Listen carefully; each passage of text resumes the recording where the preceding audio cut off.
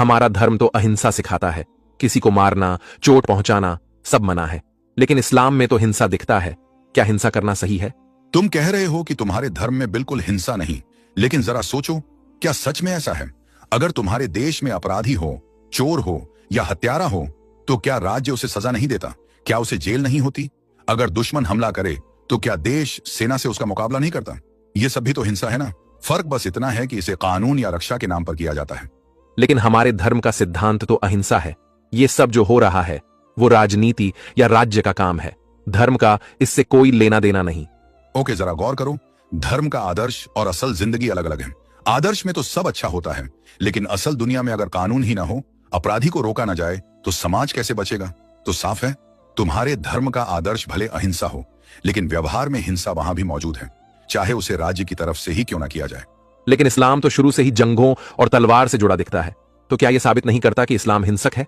नहीं, बिल्कुल नहीं। देखो, इस्लाम में जुल्म करना मना है, किसी बेगुनाह को मारना गुनाह है, लड़ाई सिर्फ बचाव में है। अगर कोई हमला करे, किसी पर जुल्म करे, तो उसे रोकना जरूरी है, कायदे कानून के साथ। इस्लाम में बिना वजह हिंसा की इजाजत नहीं है। औरतों, बच्चों, बूढ़ों, निर्दोष लोगों को नुकसान पहुंचाना सख्त मना है।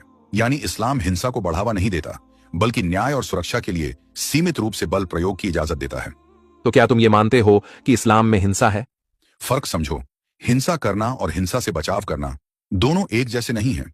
बौद्ध धर्म में भी राज्य अपराधियों को सजा देता है, सेना रखता है, ये भी हिंसा है। इस्लाम में भी अगर कहीं बल का इस्तेमाल है, तो वो जुल्म रोकने और इंसाफ कायम करने के लिए है। तो ये कहना कि बौद्ध धर्म बिल्कुल अहिंसक है और इस्लाम हिंसक, ये सही नहीं। दोनों में नियम है और दोनों में आदर्श और व्यवहार में फर्क है।